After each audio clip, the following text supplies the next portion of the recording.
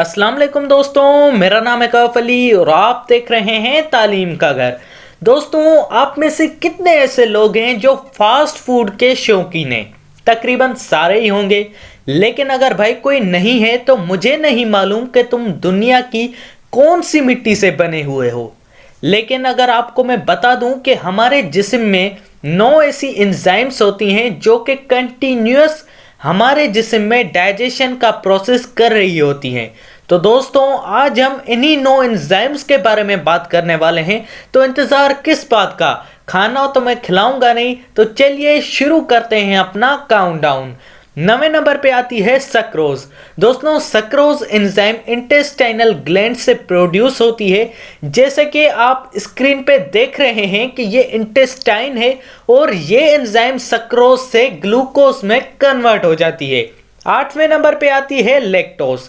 दोस्तों, ये एंजाइम भी पहली एंजाइम की तरह इंटेस्टाइनल ग्लैंड से प्रोड्यूस होती है और ये भी ग्लूकोज में कन्वर्ट हो जाती है। 7वें नंबर पे आती है माल्टोज। दोस्तों, माल्टोज एंजाइम हमारी बॉडी में ग्लूकोज प्रोड्यूस करने के काम आती है। वैसे दोस्तों, जिस वक्त आप ये वीडियो देख रहे हो उस वक्त भी आपके जिस्म में डाइजेशन प्रोसेस चल रहा है। 6ठे नंबर पे आती है रिप्सिन।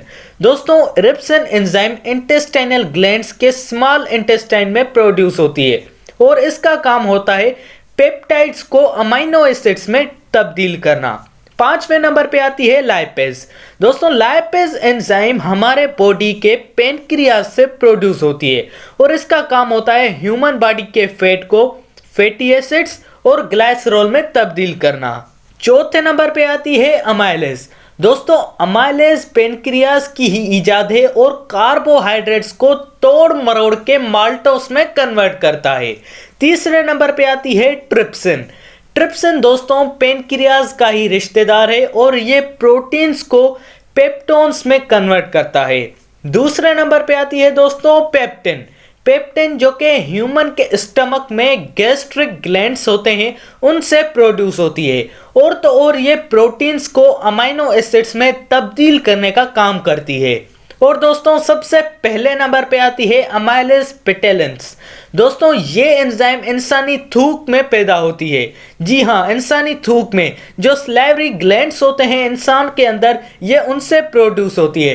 तो दोस्तों, अपनी थूक को फेंका मत करो, संभाल के रखो। इससे जो एनवायरनमेंट है वो भी साफ सुथरा रहेगा और आपकी थूक में जो एंजाइम है वो भी स्टोर हुई होगी आपके जिस्म में ही अंदर। वैसे ही दोस्तों, स्टार्च जो होता है हमारे जिस्म में वो शुगर को कन्वर्ट करने में मदद करता है हमारी ये एंजाइम अमाइलेज पेटेलेंस।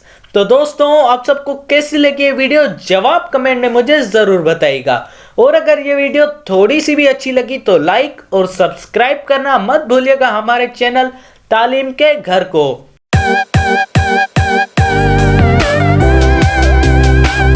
और दोस्तों, इसी के साथ अपने भाई को दीजिए इजाज़त। अल्लाह हाफिज।